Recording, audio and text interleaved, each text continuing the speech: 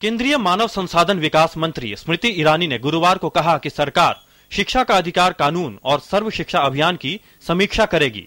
उन्होंने कहा कि इन योजनाओं की समीक्षा की प्रक्रिया जल्द ही शुरू की जाएगी। राइट टू एजुकेशन एक्ट हो अथवा सर्व शिक्षा अभियान हो, इन सभी विषयों पर हम एक रिव्यू करेंगे।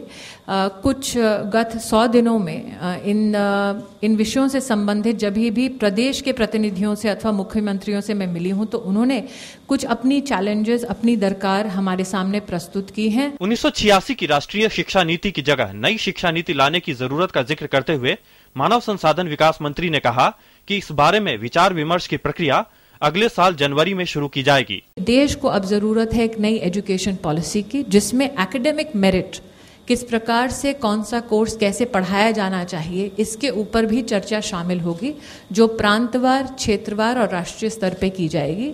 हमारा प्रयास ये है कि ये डेलिब्रेशन नेशनल एजुकेशन पॉलिसी पर जनवरी 2015 से शुरू हो जाए राष्ट्र भर में, और किस प्रकार से किस कोर्स को स्ट्रक्चर किया जाना चाहिए, इसमें भी सभी स्टेक होल्डर्स का व्यू लिया जाएगा। मानव संसाधन विकास मंत्री ने कहा कि देश के प्रतिष्ठित शिक्षण संस्थानों की पठन सामग्री को देश भर के छात्रों, पेशेवरों और अनुसंधानकर्ताओं को ऑनलाइन उपलब्ध कराने के मकसद से राष्ट्रीय ई लाइब्रेरी अगले साल से शुरू की जाएगी। उन्होंने साथ ही कहा कि सरकार इसी साल स्वयं नाम से एक कार्यक्रम शुरू करेगी।